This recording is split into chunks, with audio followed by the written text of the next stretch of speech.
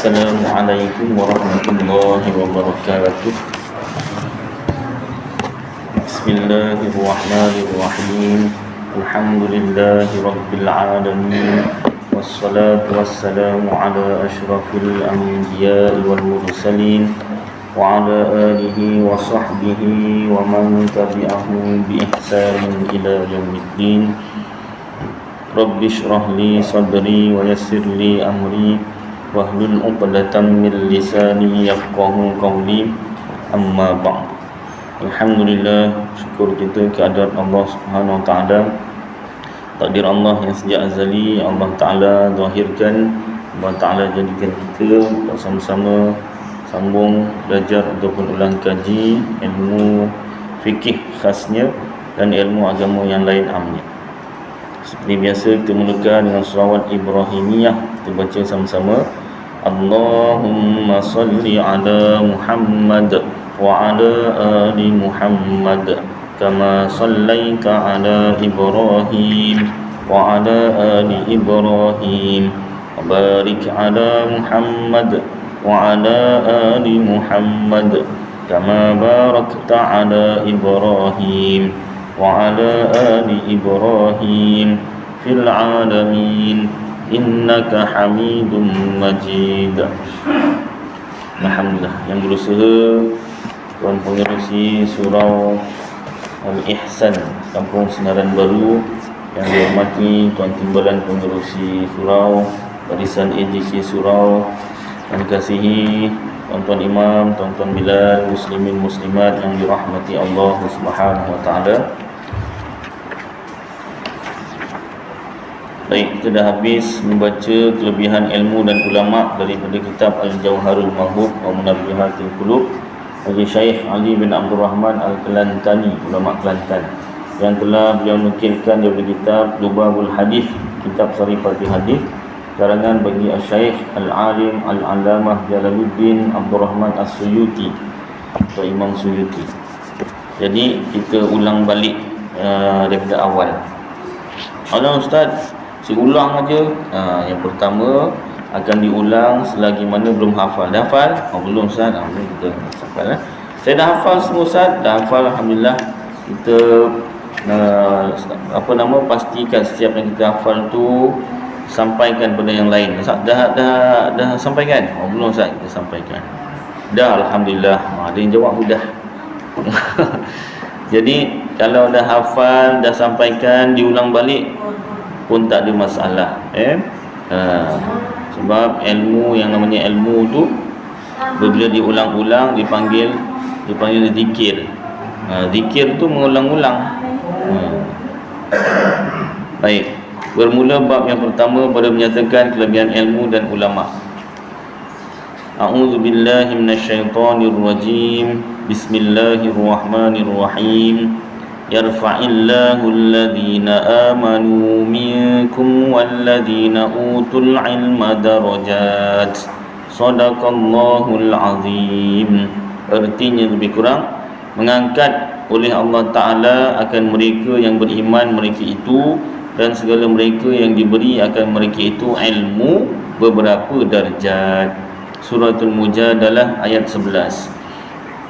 Kata Ibnu Abbas radhiyallahu anhuma, bagi mereka itu beberapa darjat yang lebih atas orang mukminin dengan 700 darjat. Barang yang antara satu darjat kepada satu darjat itu perjalanan 500 tahun, seperti barang yang antara langit dan bumi. Dan daripada Ibnu Abbas radhiyallahu anhuma bahwasanya Allah Ta'ala bermegah-megah akan malaikat dengan dakwah ulama, seperti bermegah-megah ia dengan darah orang yang mati syahid. Kata Imam Syafi'i radhiyallahu anhu, barang siapa tiada kasih akan ilmu, tiada kebajikan padanya, maka jangan ada antara kamu dan antaranya berkenalan dan bertaulan dengan dia. Maka bahawasanya ilmu itu menghidupkan segala hati dan pelita bagi segala hati. Dan sabda Nabi sallallahu alaihi wasallam, talabul ilmi faridatun ala kulli muslimin wa muslimatin.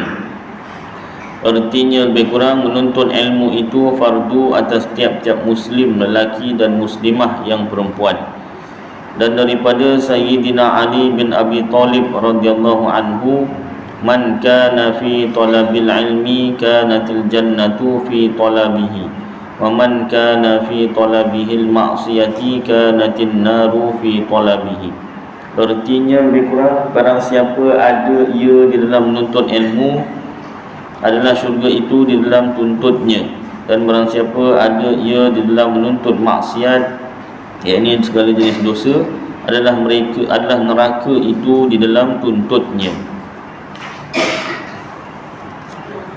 Dan sekalian barang yang datang warid Al-Quran, hadis pada memuji ilmu dan ulama ditanggungkan atas ilmu yang manfaat dan ulama yang beramal dengan ilmunya, kerana ulama yang tiada beramal dengan ilmunya itu dicela oleh syarak, sehingga celanya seperti hadis Sayyidina Umar yang lagi akan datang.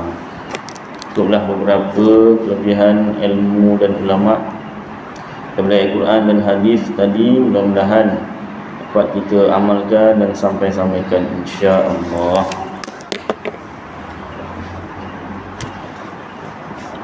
Baik, kita sambung pembacaan kitab Idaman Penuntut pada menghuraikan yang kusut ilmu fikih oleh Al-Haji Abdul Ghani bin Al-Haji Yahya, penggal yang kedua,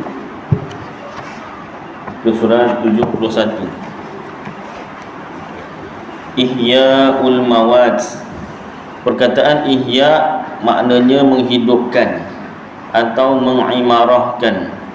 Pada masa sekarang orang sebut teroka tanah. Dan perkataan mawad maknanya tanah yang tiada dimiliki dan diambil manfaat daripadanya oleh siapa-siapa.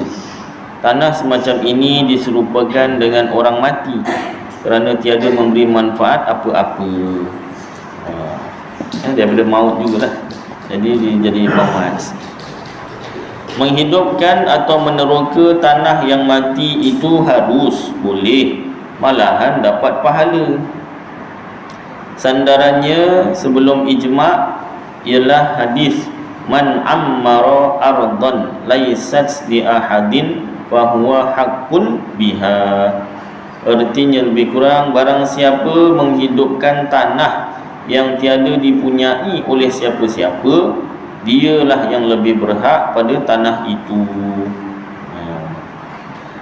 Di dalam hadis yang diriwayatkan oleh An-Nasa'i, man ahya ardan mayyitatan falahu fiha ajran wa ma akalatil awafi fahuwa sadaqatun. Artinya lebih kurang, barang siapa menghidupkan tanah yang mati, baginya pahala, dan apa yang dimakan oleh yang mencari makan itu jadi sedekah. Maksudnya buah-buah tanaman di atas tanah itu jika dimakan oleh manusia atau binatang seperti monyet, tupai dan burung, itu jadi sedekah. Satu, nota kakinya, di tanah Arab atau di Timur Tengah kebanyakan tanahnya padang pasir, kebiarlah, dan tidak dimiliki oleh siapa-siapa. Mungkinlah siapa-siapa menerokanya, dialah yang empunyanya, dia yang empunya. Di negeri kita tidak ada tanah yang dikatakan tanah mati, kerana semuanya boleh diambil manfaat daripadanya. Yang ada disebut tanah terbiar, itu pun tidak boleh diteroka, melainkan kena mengikut konon tanah negara. Jadi kalau bab tanah sebenarnya pada bawah bidang kuasa negeri kan, kalau tak silap ke bersama, kalau tak silap negeri ya. Konon tanah negara. Baik, ada undang-undang jugalah. Baik, sambung. Adalah tanah yang mati apabila diteroka oleh seseorang, jadilah tanah itu hak miliknya dengan dua syarat. Tapi ada syarat. Pertama, orang itu Muslim dan tanah itu di dalam negeri orang Islam, sama ada diizinkan oleh pemerintah atau tidak. Adapun orang kafir tidak diluluskan sekalipun ada izin daripada pemerintah. Itu syarat dalam Islam lah, hukum dalam Islam. Maksud negeri Islam itu ialah negeri yang diteroka oleh orang Islam, seperti Baghdad dan Basrah, atau penduduknya sendiri menukar dan memeluk agama Islam, seperti Madinah dan Yaman. Dua nota kakinya situ. Dalam sejarah Melaka, orang Melayu Melaka dan rajanya dengan segala wilayah takluknya menukar agamanya dan memeluk agama Islam sejak beberapa kurun yang lampau. Menurut ini, maka negeri-negeri Melayu sama macam orang Madinah, atau diperang dan penduduknya menyerah tanpa syarat, seperti Mesir dan sebahagian daripada kawasan Iraq, atau diteroka dengan perdamaian sedang buminya termasuk jadi wilayah orang Islam dan mereka yang bukan Islam hanya membayar ufti. Bila dikata tanah dalam negeri orang Islam, termasuklah tanah haram yang tiada bergantung hak ibadat padanya, iaitu Arafah, Muzdalifah dan Mina, kerana bergantung hak wukuf dan hak mabit, iaitu bermalam pada masa mengerjakan haji di situ. Berkata Asy-Syaikh Az-Zarkashi, elok tempat yang bernama Muhassab, iaitu yang terkenal sekarang dengan nama Mu'abadah, dikira macam Mina juga, kerana orang haji ada bermabit di situ. Tetapi kata Al-Waliyul Iraqiyyu, itu bukan daripada ibadat haji. Jadi itu barang siapa meneroka tanah di situ, maka tanah-tanah itu jadi hak miliknya. Inilah pendapat yang tepat, iaitu mu'tamad. Adapun tanah di negeri orang kafir, jika diteroka oleh orang kafir, jadilah tanah itu hak miliknya. Tetapi jika diteroka oleh orang Islam, maka tanah itu jadi hak miliknya, kiranya tidak ada larangan daripada mereka itu. Jadi Malaysia ni negeri orang Islam lah kan, sama macam Madinah. Baik, itu syarat yang pertama. Syarat yang kedua, hendaklah tanah yang diteroka itu bebas, iaitu yang belum dimiliki oleh siapa-siapa, sama ada orang Muslim atau bukan Muslim. Nak tahu kalau kat Malaysia tu, kat Johor, tengok dekat SUK lah, Setiausaha Kerajaan Negeri Johor, tanah sekian-sekian, dekat depan ini, dekat belakang ini, antara dua ini, ini ada orang punya tak? Tengok peta kan. Tak ada apa lagi lah. MLU apa nama dia, MLU apa, dia punya singkatan lah. Tak ada, bolehlah teroka. Maka jika telah pernah dimiliki oleh orang sekalipun sudah binasa, jadilah ia hak kepada pemiliknya, sama ada Muslim atau kafir. Dan sekiranya tiada diketahui, hendaklah diselidik. Jika ada bangunannya berbentuk Islam, sama hukumnya macam hukum barang yang hilang, iaitu terpulang kepada tadbir pemerintah, sama ada disimpan dan dipelihara sahaja begitu, atau dijual dan harganya disimpan atau dihutangkan kepada Baitul Mal hingga datang tuannya menuntut. Sekiranya tidak ada, jadilah ia hak Baitul Mal. Dan jika berbentuk jahiliyah, bangunan tu bolehlah dimilik dengan diteroka. Orang yang meneroka tanah yang mati tidak boleh memiliki kawasan larangan. tanah orang lain. Larangan tanah orang lain kerana ia kepunyaan bagi orang itu. Yang dikatakan kawasan larangan itu ialah kawasan yang diperlu oleh tuan tanah untuk mendapatkan hasil kebunnya. Umpama jalannya, jalannya tak boleh diambil. Tanah awak yang ini jalan. Ya, habis saya nak pergi ke kebun saya, macam mana tak pakai jalan? Terbang naik helikopter. Tempat orang berhenti berunding mesyuarat dan bercakap-cakap. Tempat meletak kereta, parking. Tempat membuang sampah dan lain-lain seperti stor dan kandang binatang.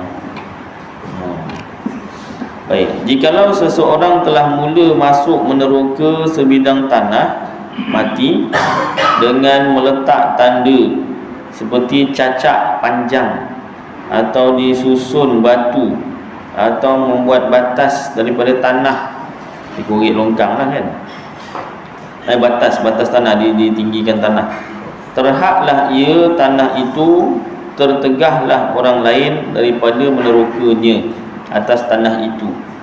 Tetapi jika diteroka juga oleh orang lain, jadilah tanah itu haknya pula, sekalipun perbuatannya itu berdosa. Sama hukumnya macam hukum membeli barang yang telah ditawar oleh orang lain. Jadi tanah orang lain tapi berdosa. Baik, jangan ambil lah, dosa kan. Ni kira macam first come first serve juga ni. Perbuatan meletak tanda itu maknanya menegah orang lain daripada mengambil tempat itu. Tetapi kalau lama sangat tidak dikerjakan dengan tiada uzur, tak ada sebab, maka pihak pemerintah boleh memberi amaran supaya ia mengerjakan terus atau meninggalkan terus. Take it or leave it. Ya tak? Sekiranya ia minta tangguh dengan sebab ada keuzuran, bolehlah ditangguhkan dalam masa yang munasabah, yang patut-patutlah dalam pandangan pemerintah. Maka jika sampai tempohnya tidak dikerjakannya juga, hilanglah haknya atas tanah itu. Perhatian, pemerintah, raja atau presiden atau pemangku, keduanya harus memperuntukkan sebahagian daripada tanah mati, zaman sekarang dipanggil tanah reserve, untuk makanan kuda perang, binatang-binatang kepunyaan Faik ni tentera kan? Kalau tak silap, binatang-binatang kepunyaan zakat dan binatang-binatang yang lemah hendak pergi makan di tempat-tempat yang jauh. Dan harus pula, boleh pula ia, yakni pemerintah, membatalkan reserve jika ada muslihat. Muslihat ni maslahat, kepentingan. Kalau muslihat orang Melayu ni macam penipuan. Asalnya bahasa Arab maslahat, kepentingan. Jika ada kepentingan lain, tetapi tidak harus, ini tak bolehlah, haramlah ia memperuntukkan tanah seperti itu bagi dirinya atau pergunaan binatangnya, atau memasukkan binatang-binatangnya ke dalam tempat yang direservekan bagi orang ramai, kerana pemerintah itu orang kuat, yakni ada kuasa membeli atau sebagainya, tidak lemah seperti orang ramai. Hukum asal macam itulah. Orang yang meneroka tanah mati untuk dusun ni, kalau bahasa Melayu kita kebun lah, atau rumah kediaman, tiba-tiba ia terjumpa bahan galian, iaitu logam, biji benih, biji timah ke, yang lahir di atas muka bumi, seperti belerang, minyak hitam, batu ubat bedil, ni bahasa-bahasa zaman 80-an lah, batu simen dan lain-lain, atau logam yang batin dalam tanah, itu yang lahir di luaran, yang batin yang dalam tanah, seperti emas, perak, timah, besi dan sebagainya, jadilah batin logam itu miliknya. Dengan diterokanya itu, melainkan jika telah diketahuinya bahan-bahan yang lahir itu lebih dahulu sebelum diteroka. Ketika itu ia hanya terhak memiliki logam yang batin sahaja, tidak yang lahir. Dia dah nampak, dia nak beli, ataupun nak meneroka, beli pula, nak meneroka tak boleh, dapat tanah saja. Kalau yang batin apa tak tahu kan kat dalam. Ini asal hukum. Mungkin dalam undang-undang tanah ada memperuntukkan lain daripada itu. Jika ada, kenalah dituruti peruntukan itu, kerana pemerintah atau perlembagaan ada hak membuat peruntukan bagi maslahat, nampak, maslahat kepentingan orang ramai. Baik. Itu ada orang kata kalau pokok ganja belakang rumah, itu kita punya, kena tangkap. Kalau ada emas belakang rumah, itu pemerintah punya, kena bagi pemerintah. Dah memang peraturannya macam tu, lepas ikutlah, kenalah dituruti, kan? Ada yang cakap macam tu, di mana tak ingat, lupa. Sini ke bukan nak tempat lain rasa.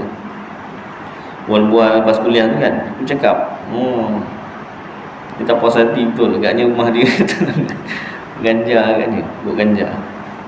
Baik, itu peraturan. Adapun air yang tiada dipunyai oleh siapa-siapa dalam bahasa Arab disebut al-mubahah,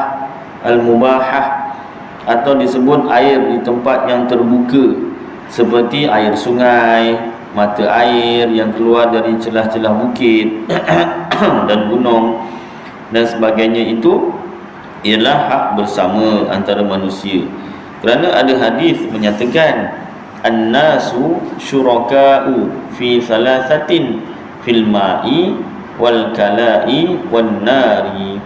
Artinya lebih kurang manusia bersekutu bersama-sama, berhak dalam 3 benda: pada air, pada padang rumput yang bebas, dan pada api. Maka tidaklah harus, tak boleh ataupun haram seorang pun boleh menyekat orang lain menggunakannya, sekalipun pemerintah. Ia tiada berhak menentukan seseorang tidak yang lain, menentukan seseorang yang ini dia boleh pakai, orang lain tak boleh. Tapi yang kita bayar sekarang ni, itu upah dia membersihkan air, menakung dan membersihkan air. Kalau air tak proses, bukan putih warna dia paling bersih pun, paling jernih pun kelabu-kelabu sikit lah. Mungkin air jernih tu daripada gunung mungkin boleh dapat lah, air hujan ke tadah. Tapi kalau air sungai ke apa, dia tak begitu jernih dan tak ada jaminan kebersihan dari segi kuman dia lah, kebersihan dari segi kesihatan. Jadi kita bayar tu bukan bayar airnya, bayar upah dia memproses tu.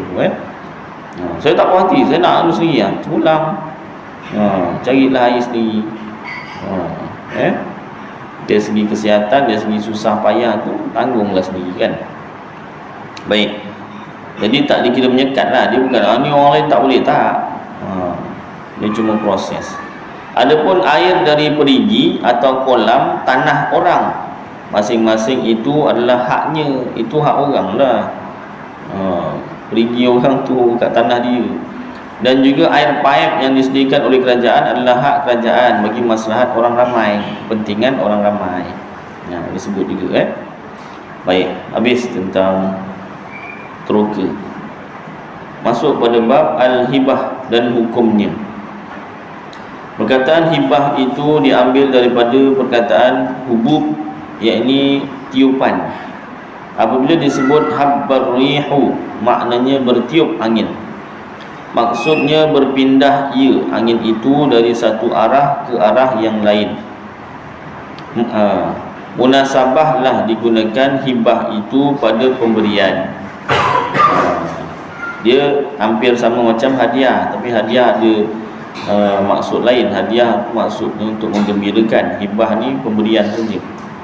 kerana barang dihibahkan itu berpindah dari tangan yang memberi kepada tangan orang yang diberi. Dalam ejaan dalam ejaan Melayu orang tulis dengan hibah tambah ya antara ha dan ba. Maksudnya hibah juga. Asalnya hibah tu tak ada ya, tapi orang Melayu tambah ya. Tetapi dalam bahasa Arab jika ditulis dengan tambah ya, jadi bunyinya haibah. Maknanya indah, gerun dan bisa. Lain pula maknanya dalam bahasa Arab. Dalam bahasa Melayu ada tambah ya, tak ada masalah lah. Asal bahasa Arabnya hibah sahaja, tak ada ya. Jadi hibah itu meliputi sedekah dan hadiah. Hibah itu ada dua, satu sedekah dan hadiah. Maknanya pada syarak memilikkan, memberi milik lah sesuatu barang atau sesuatu benda kepada orang lain daripada ahli kebajikan dengan tiada ganti pada masa hidupnya. Jika pemberian sesuatu itu dengan tujuan berkehendakkan pahala di akhirat, iaitu sedekah namanya. Dan jika pemberian itu dengan tujuan memuliakan orang yang diberi, iaitu hadiah namanya. Ala kulli hal, atas setiap perkara ataupun kesimpulannya, hibah, sedekah dan hadiah semuanya itu sunat, dapat pahala. Dan yang afdalnya ialah sedekah. Baik, satu, nota kakinya, sandarannya sebelum ijma'. Ijma' tu kesepakatan ulama lah. Firman Tuhan, a'udzu billahi minasyaitonir rajim. Bismillahirrahmanirrahim. Wa ta'awanu 'alal birri wat taqwa. Shadaqallahul azim. Suratul Maidah ayat 2. Maknanya, hendaklah kamu bertolong-menolong atas perkara kebajikan dan perkara yang membawa kepada takwa. Dan firman-Nya lagi, a'udzu billahi minasyaitonir rajim. Bismillahirrahmanirrahim. Wa atal mala ala hubbihi fawil qurba. Zawil bukan fawil. Wa atal mala ala hubbihi zawil qurba. Shadaqallahul azim. Hingga akhir. Sampai habis ayat. Kat sini dia tak tulis penuh lah. Hingga akhir ayat 177 suratul Baqarah juga. Artinya yang tadi Maidah, ini Baqarah. Artinya orang yang baik imannya itu ialah mereka yang mengeluarkan hartanya untuk menolong kerabatnya, anak-anak yatim, orang miskin dan lain-lain.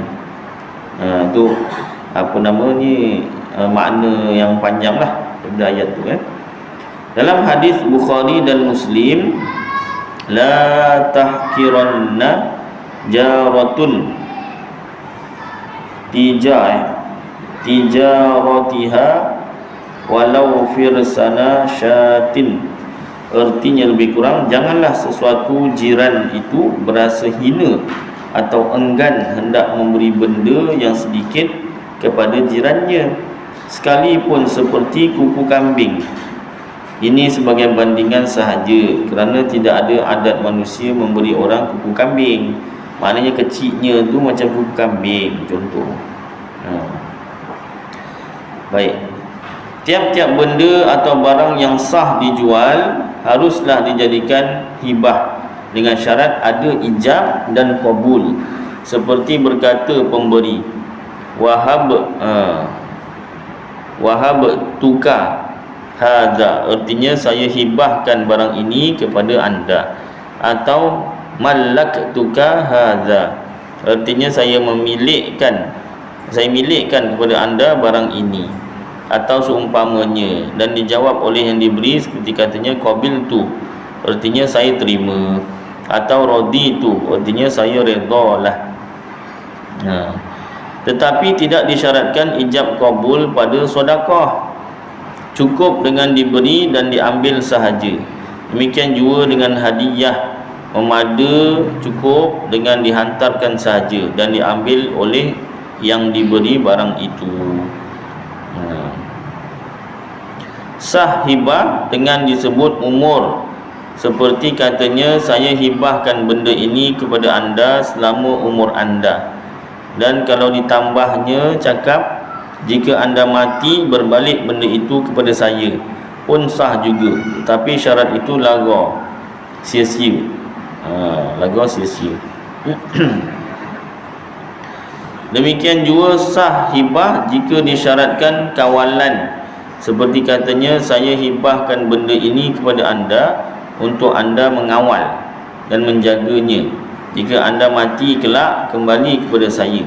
Dan jika saya mati lebih dahulu, tetaplah ia jadi milik anda. Ini pun sah juga dan laga syaratnya, sia-sia syaratnya. Sah tapi syaratnya sia-sia. Tiada sah hibah pada barang yang majhul, barang yang tak diketahui, barang yang dirampas, dicuri, tak sah. Binatang yang jadi macam apa nama ni, Robin Hood lah. Dia curi harta orang kaya, harta curian, dia hadiahkan dekat orang miskin. Tak sah hibahnya.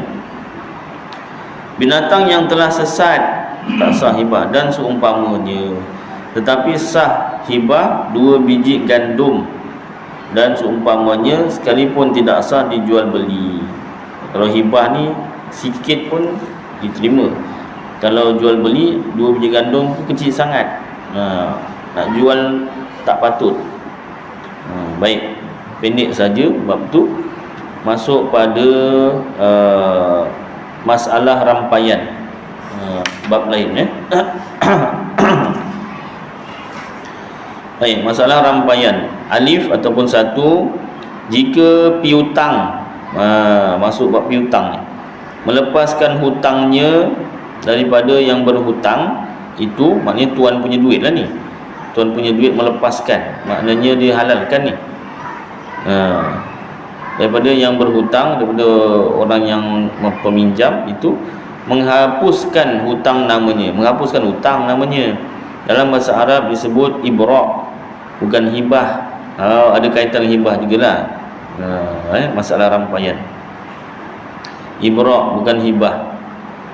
Dan tiada berhajat kepada qabul, tetapi melepaskan hutang kepada orang lain daripada orang yang berhutang tidak sah. Melepaskan hutang kepada orang lain daripada orang yang berhutang, tak sah lah. Ini bukan orang yang berhutang. Macam mana nak lepaskan hutang? Baik, ba atau yang kedua, orang yang diberi hibah belum lagi memiliki barang yang dihibahkan kepadanya, melainkan setelah dikobatnya, diambilnya, dan ada izin daripada pemberi atau wakilnya supaya mengambilnya. Ta atau yang ketiga, jika berlaku kematian salah seorang daripada keduanya, sama ada pemberi hibah atau penerima hibah, dalam masa antara hibah dan kobat.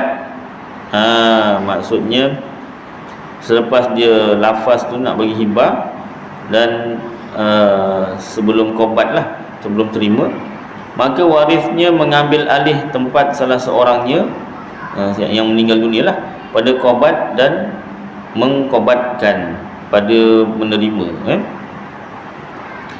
Baik, sa ataupun yang keempat, apabila orang yang diberi hibah itu telah kobat, telah menerima, telah diambil, tidaklah harus, tak boleh ataupun haram orang yang memberi menarik balik, buruk siku pemberiannya itu, kecuali ia bapa kecuali dia bapa dan ibu kepada yang diberi.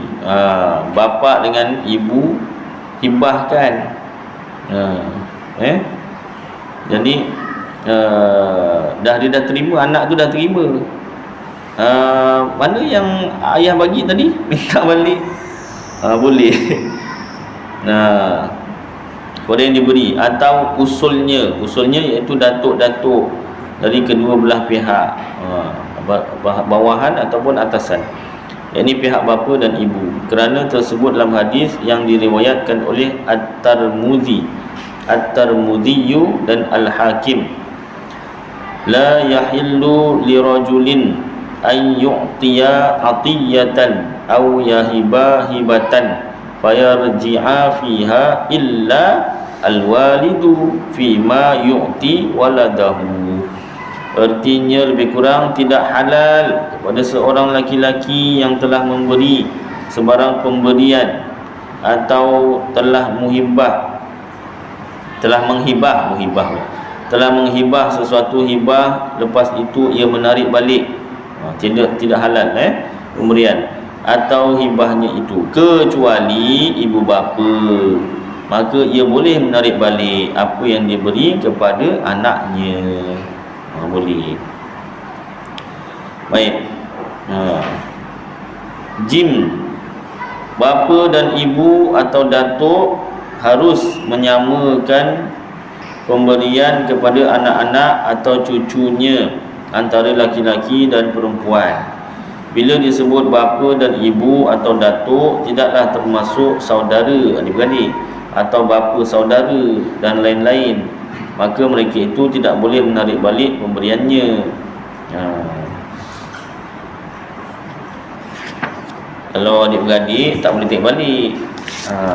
Aku kan abang, tak boleh. Dan kitab tak boleh bang. Aku tak boleh. Tak boleh dah lah. Aku tu untuk akhirat bang.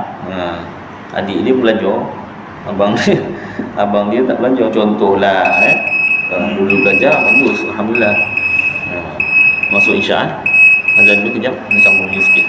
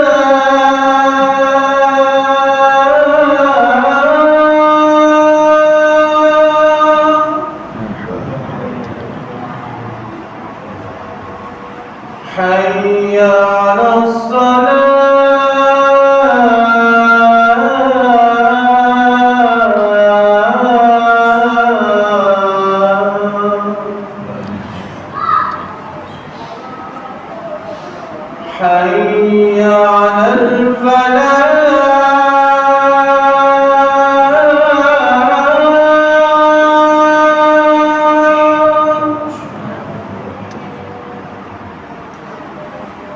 حي على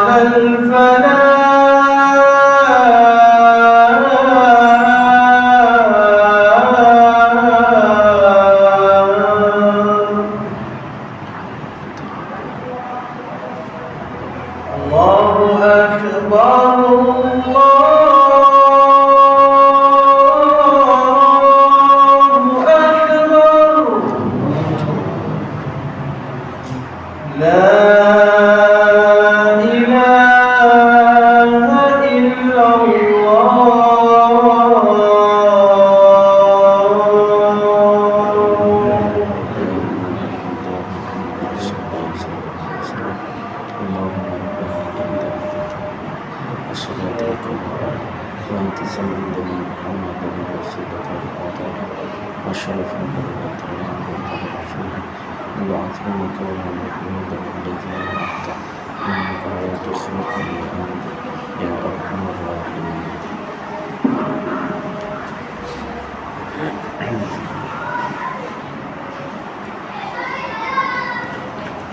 Baik, sambung sikit ya. Sungguh pun bapa dan datuk boleh menarik balik pemberian kepada anak dan cucu itu, syaratnya barang yang diberikan itu masih ada lagi dalam kuasa anaknya. Maka jika sudah tidak ada kuasanya dengan sebab sudah dijual atau diwakafkan, tiadalah boleh ditarik balik. Jadi si anak ni dah belajar, ni bapa aku boleh tarik balik ni. Bapa dia hadiahkan je kereta, terus dijual. Mana tak jadilah nak dia kan? Dah jual pak. Alah, kau ni baru kejap aku bagi dah jual. Pasal dia dah belajar, ini bapa aku dia ambil balik ni. Contohnya atau diwakafkan. Dah wakaf dah pak. Tak boleh. Bapa tak boleh buat apalah. Tetapi gadai tu dia huruf apa ga-nya tak ada titik tu Tetapi gadai tidak macam jual atau wakaf. Maknanya boleh tarik balik pemberiannya yang telah digadaikan. Kalau yang kurang cerdik sikit dia pergi gadai. Gadai boleh tarik balik. Pajak kan, pajak gadai. Apa nama ni, gadai lah. Gadai kan kena boleh tarik balik. Jadi jual atau wakaf dah tak boleh tarik balik. Sekiranya milik anak atau cucu pada barang hibah itu sudah hilang, kemudian kembali pula miliknya, sekalipun dengan ikolah, yakni benda itu sudah dijualnya, kemudian ia menyesal, diambilnya balik, pulangkan duit, atau orang yang membeli memulangkan balik dengan sebab barang itu ada cacat, ketika itu tiadalah diluluskan bapa atau datuk hendak mengambil balik, pun tak boleh juga. Seterusnya hasillah, sahlah tarik balik itu dengan dikatanya aku rujuk. Macam apa nama ni, bab tolak pula tapi memang ayat dia begitulah. Aku rujuk atau tarik balik barang yang aku telah hibahkan itu, atau aku minta balik apa yang telah aku hibahkan kepada engkau, atau dikembalikan dia kepada milik aku, atau aku binasakan hibah, atau aku batalkan dia, batalkan hibah, atau aku fasakh akan dia, fasakh akan hibah. Tidak boleh jual. Dia cakap aku fasakh akan dia, tak boleh jual. Tidak boleh diwakafkan. Dia cakap tak boleh wakafkan, atau dihibahkan kepada orang lain. Tak boleh dihibahkan kepada orang lain. Jadi boleh tarik balik, boleh sah cakap macam tu yang pemberi tadi. Dan yang terakhir, bekas yang diisikan hibah di dalamnya seperti bakul, dulang, mangkuk dan sebagainya itu terpulang kepada adat, ikut adat kebiasaan. Jika pada adat tidak kena pulang, seperti bakul hamper, termasuklah ia jadi hibah sekali. Dapat hamper, minta maaf bakul pulang balik. Biasa tak ada macam tu. Melampau no. Biasa hamper dapat sekali. Dan jika pada adat kena pulang seperti dulang besi, dulang plastik ke apa, wajiblah dipulangkan. Dan haram digunakan. Haram. Kalau tak tahu tanyalah. Biasa bulan puasa orang berkongsi lauk, berkongsi juadah. Rumah tu kau jangan bagi. Aku dah berapa tahun bagi, tak kembali bekas aku, kata kan. Awak tak cakap, tengok dia bagi dengan awak. Yang dapat apa nama juadah pun tak nanya. Masing-masing dua-dua tak cakap dan tak nanya. Masa bagi tu sengih-sengih, senyum-senyum, dah belakang cakap pula kan. Jadi kena tanya. Sebab hukumnya haram pakai. Kalau betul tuan punya tu tak bagi. Tetapi jika pada adat boleh makan apa yang ada di dalamnya sementara belum dipulangkan, haruslah dilakukan sebagai pinjam. Pinjam boleh, tapi kena pulang lah. Kena tanya. Kalau biasa kalau dibagi mangkuk, kaca apa semua itu biasa kena pulang, biasanya lah. Kalau tak apa ambil sekali, tak apa. 30 hari 30 mangkuk baginya. Cukup penuh. Biasanya kalau mangkuk tu nak dipulang, biasanya lah. Dan pulang tu biasa jangan kosong lah, ada isi juga. Kecuali kalau memang kita tak cukup. Jangan pula yang memberi tu mengharapkan, tengok ni dia pulang kosong aja. Jangan pula macam tu. Kita niat kita lah masing-masing. Jangan sampai ada orang yang keberatan jadi macam tu. Jadi esoknya orang tu bagi, dia dengar pula rumah sebelah aja dengar cakap kan, dia tak apa, dia pulang kosong aja.